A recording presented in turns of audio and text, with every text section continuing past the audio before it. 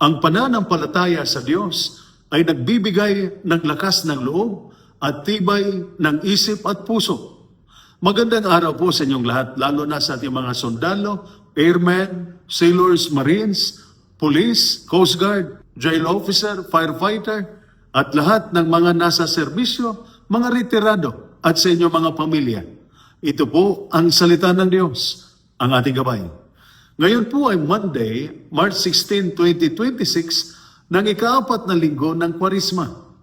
At ang ating mga pagbasa mula sa banal na kasulatan sa araw na ito ay nagpapaalala sa atin na ang pananampalataya ay nagbibigay ng lakas na loob at tibay ng isip at puso. Kapag matibay ang ating pananampalataya, nagkakaroon tayo ng spiritual resilience, ang kakayahang manatiling matatag kahit sa gitna ng pagsubok.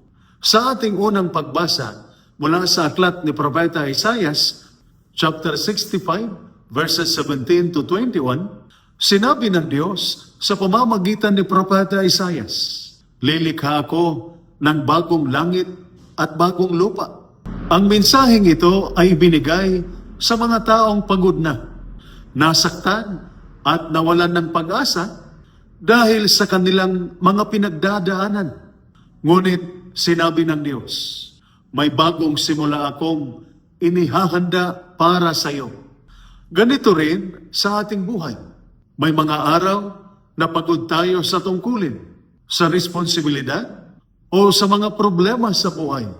Ngunit paalala ng Diyos, hindi niya tayo pinababayaan. Patuloy siyang kumikilos upang magdala ng bagong pag-asa at bagong lakas sa ating buhay.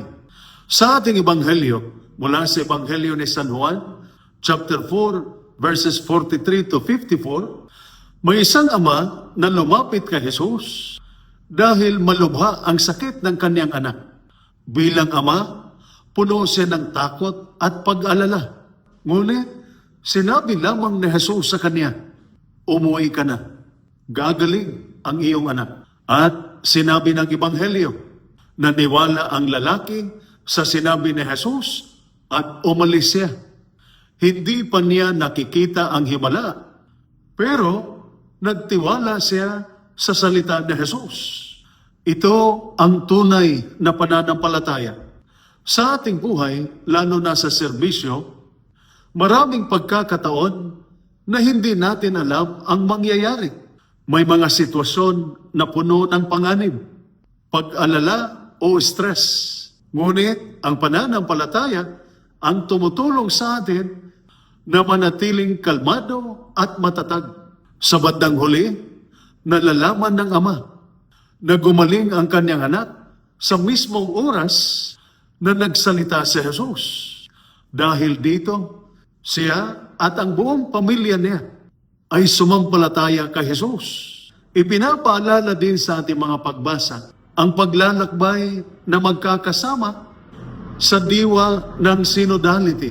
Ang pananampalataya ay hindi lamang personal. Ito ay pananampalatayang sabay-sabay nating nilalakbay. Ito ang tinatawag ng simbahan na Spirit of Synodality.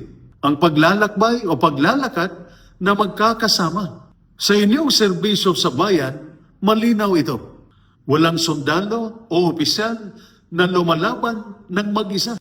May kasama, may suporta, may nagbabantay sa isa't isa. Ganoon rin sa pananampalataya. Kapag may kapatid na nanghihina, tinutulungan natin. Kapag may nahihirapan, pinakikinggan natin. Kapag may nawalan ng pag-asa, pinapalakas natin ang loob niya. Ang ganitong pagkakaisa at malasakit ay nakakatulong din sa mental at emotional na well-being ng bawat isa. Mga kapatid, 3 bagay ang ipinapaalala sa atin ng ating mga pagbasa sa araw na ito. Una, ang Diyos ay laging naghahanda ng bagong pag-asa. Ikalawa, ang pananampalataya ay nagbibigay ng tibay ng isip at puso. Ikatlo, mas nagiging matatag tayo kapag sabay-sabay tayong naglalakad bilang isang komunidad. Sa gitna ng mga hamon ng buhay at serbisyo, tandaan natin ang sinasabi ni Jesus. Humayo ka, magtiwala ka. At kapag nagtiwala tayo sa Diyos, makikita natin na siya ay kumikilos na sa ating buhay. Ito po ang salita ng Diyos, ang ating gabay. Manalangin tayo.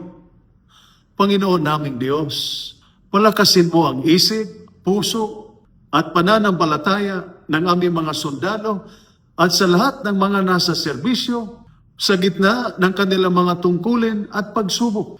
Tulungan mo silang magtiwala sa iyo at maglakad ng magkakasama bilang isang komunidad na may malasakit sa isa't isa. Bigyan mo sila ng lakas ng loob, kapayapaan ng isip at pag-asa sa kanilang paglilingkod sa Diyos at sa bayan. Sa pamamagitan ni Kristo na aming Panginoon. Amen. At sumainyo at sa inyong pamilya ang pagpapala ng makapangyarihang Diyos, Ama, Anak at Espiritu Santo. Amen. Santa Maria, Ina ng Diyos, ipanalangin mo kami.